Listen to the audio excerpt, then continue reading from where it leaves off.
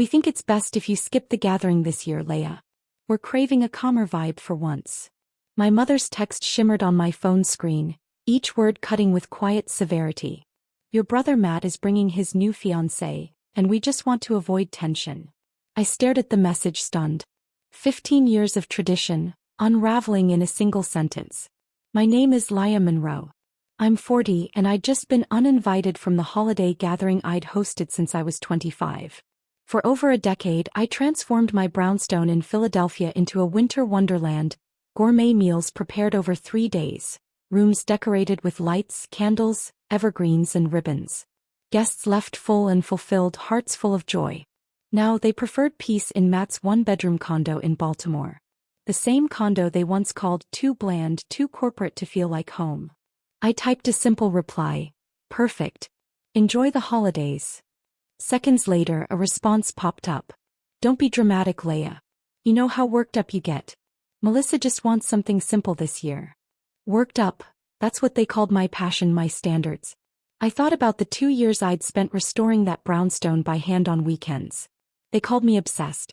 When I turned my pastry side hustle into a 6-figure boutique baking business, they called me stubborn.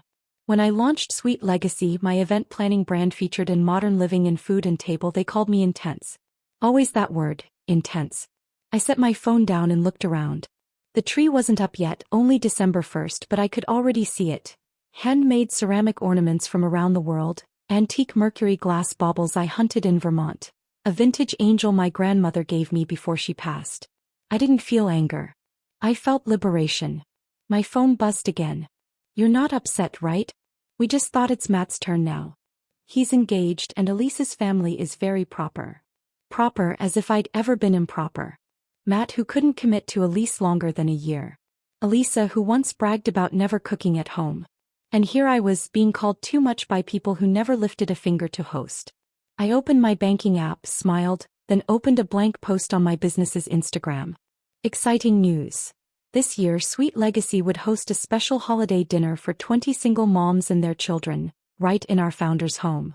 I hit post, then texted back, not upset at all. I've got other plans. And I did. Real joy doesn't come from forced peace or picture-perfect evenings. It's found in purpose. Pouring love into spaces where it's appreciated, setting a table for those who never call you too much. That year my home was fuller than ever. I didn't miss the family that excluded me. No, not even for a second. I'd already been planning something unforgettable, not for my family but for the people who truly mattered. The next morning I made 2 calls. First to Jasmine, my dear friend who runs the Kensington Children's Outreach Center. Her voice bubbled with excitement. Everything's set. The kids are counting the days. Are you really doing this, Leia? She asked. More certain than I'd ever been, I replied. Yes. Warmth filled my chest. Then I called my agent. Another move my family once dismissed as too much. Contracts were signed. The producers loved it. I was booked for a holiday special on the Food Network, filming all week. I exhaled slowly, feeling the weight lift. My phone buzzed again, 3 more messages from my mother. What plans? You always host Christmas. Are you traveling? I silenced it and reached for my thick spiral-bound planning notebook. The same one my brother once mocked as a control freak's diary. Last year, it detailed meal timelines, lighting sequences, seating charts. This year, different. A knock at the door pulled me from my thoughts.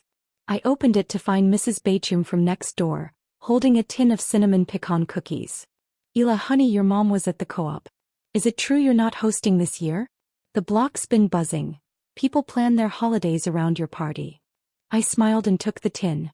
Don't worry, Mrs. Bachum. The party's still on. It's just a little different this year. She tilted her head, puzzled but reassured. As I closed the door, another message appeared, this time from Matt. Mom says you're mad. Don't overreact. You know how intense your parties get. Elisa's family prefers things simple. Simple. There it was again. I flipped to the centerpiece page in my notebook. Sketches of each room's theme. Sugar plum forest, North Pole kitchen, gingerbread craft room. No, simple wasn't in my vocabulary, and it never needed to be. Let them have their dull Christmas with polite chatter and lukewarm cider. I wasn't angry. I was ignited. My holiday was about to change lives. And they had no idea what they'd walked away from. The following 2 weeks were a whirlwind of magic. While my family sent vague, guilt-laced messages, the Food Network crew captured every golden moment. My brownstone transformed into a festive dream, each room bursting with color, light, music, and scent. In the living room, beneath a towering fir adorned with ornaments and satin ribbons, I stood before the camera. "This," I said, gesturing to the wish tree, "is our symbol of hope. Every ornament represents a child's holiday wish, and tonight they're coming true." Behind me, children in matching scarves squealed with delight as snow machines softly flurried in the entryway. My family wanted calm. I created magic. And this year, for once, I didn't need their approval. I had something far better. If this story moved you even a little, don't forget to hit subscribe. Laya's journey is just beginning, and what happens next might just change how you see the holidays, and yourself. The producer wiped a tear from her cheek as I showed her the delicate paper ornaments, each crafted from children's handwritten wishes at Kensington Outreach. We turned every note into something beautiful: snowflakes, bells, stars, each sparkling with hope. My phone buzzed endlessly with new messages. More from Matt's fiancée, Alyssa, clearly dictated by my brother. "Mom says you're ignoring her dinner text. You're making this awkward. Are you trying to ruin our engagement week?" I chuckled softly. Last year they said my 7-course holiday feast was over the top, a show-off move. This year my absence was apparently the problem. Then came the headline: "Local baker turns brownstone into winter wonderland for children's home." The photo of the illuminated wish tree lit up the homepage. My mother called within 5 minutes. "Lila, what's this article? Are you doing this to spite us?" I watched from the window as volunteers strung lights across my front gate, humming happily. "No, Mom," I said calmly. "I'm doing this because while you're all chasing peace, 30 kids in this city have never experienced what a real holiday feels like." Silence. Then her voice shrank to a whisper. But what about family?" "Exactly, Mom. What about family?" I replied. An hour later, a voicemail from my father. His usual growl softened into concern. "Princess, your brother says Elise is upset. She thinks this party is about you stealing the spotlight. Can't you just come over for dinner? Keep it simple." But I wasn't about simple anymore. As I went over lighting cues with Jasmine, the front door swung open, and a gust of cold air swept through the hall. Matt stood alone in the foyer, eyes wide as he took in the transformed house. The grand staircase was draped in lush garlands and shimmering gold ribbons. The dining room had become one long table, beautifully set for 35 children and staff. In the kitchen, preparations for the baking lessons we'd filmed with the kids were already underway. Sugar cookies, gingerbread, and steaming mugs of hot cocoa from scratch. What is all this?" he asked softly, eyes flickering with confusion. I smiled gently and gestured around. "This is what the holidays should feel like. Not just peaceful but filled with joy, love, and giving." His gaze wandered to the camera crew in the parlor, capturing every moment. "Is that the Food Network?" "It is." Turns out my intense parties were exactly what they were looking for. The special airs on Christmas Eve. His face reddened slightly. "So, this is about showing us up?" I handed him a folder. Inside were photos and heartfelt letters from every child who would be celebrating here. "No, Matt. This isn't about outdoing anyone. It's about giving them the kind of magic I used to create for us, before it became too much for everyone." He slowly flipped through the pages, his expression softening with each one. "Wheela," I said gently, "you should head out. Remember, you've got a quiet dinner to plan. Elise's family is waiting." Matt's voice echoed as he stepped toward the door. "All right." The door clicked shut behind him. Jasmine gave my arm a reassuring squeeze. "Your brother looked floored." I nodded, double-checking the last page in my planning notebook. Everything was perfectly on schedule. That evening my phone lit up again. This was the 3rd time in 2 days. "Leia, honey," my mother's voice was tentative. "Your father and I were talking. Maybe we were a little hasty." "Your house really is perfect for Christmas," she added softly. I responded with calm kindness. "Mom, everything is already in motion. The Children's Center is counting on this. The Food Network crew is set. There's no going back now." There was a pause. I could sense her weighing the loss, not of me but of attention, of being part of something that had become the city's most talked about holiday event. But we're still family, she offered. Yes, I replied, watching volunteers hang delicate stars above the front windows. And sometimes family needs to learn that peace doesn't come from silencing someone. It comes from making space for who they truly are. I ended the call and almost immediately received a text from Melissa. Mark wants to know if you need more volunteers tomorrow. I smiled. I'd already seen how much he was enjoying the process. I added his name to the evening shift. Maybe some traditions are worth saving, just not the way my family expected. When Christmas Eve arrived, the city was blanketed in fresh snow, turning it into a postcard scene. My brownstone radiated warmth, glowing with lights and soft music, each window offering a glimpse of wonder. Small groups of children arrived, coats dusted with snow, their eyes sparkling with awe. Welcome to holiday magic. I greeted each child at the door, my heart full as they stepped into the wonderland we'd created. The rooms buzzed with joy. There was a cocoa bar, storytelling corners, craft stations, and cookie-making classes. In the living room, the wish tree shimmered with ornaments crafted from each child's handwritten hopes. Mark had helped set up the garden lights the night before. Your sister talks a lot about quiet holidays, he said as we wrapped twinkle lights around the banister. But this is what the holidays are really about. At 7 p.m. the Food Network special, Holiday Magic with Leah Monroe, began airing. I was too busy decorating cookies and handing out scarves to watch it live, but Jasmine kept me updated. The internet exploded. Our little corner of Philadelphia was trending. At 8 p.m. the doorbell rang. I opened it and there stood Alyssa. Her eyes were red, her voice small. I just watched the special, she said softly. Leah, I'm so sorry. We were wrong. She stepped inside, taking in the warm glow, the laughter, the wonder. All these years we called you intense, she whispered, but you were just magical. Behind her my parents looked stunned, ashamed and awestruck all at once. My mother clutched a monogrammed handkerchief, eyes glistening, while my father simply stared. Children decorated cookies in the kitchen, others tried on new scarves by the fireplace. The air shimmered with music, lights, and something even deeper, genuine joy. Joy, my mother's voice broke through the moment.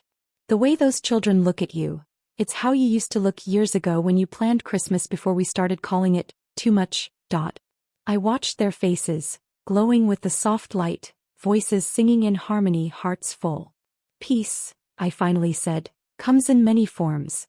Sometimes it's in the quiet, but sometimes it's in the chaos of joy. My father stepped forward and without a word, pulled me into a tight embrace. Princess, he murmured, we forgot what Christmas really means.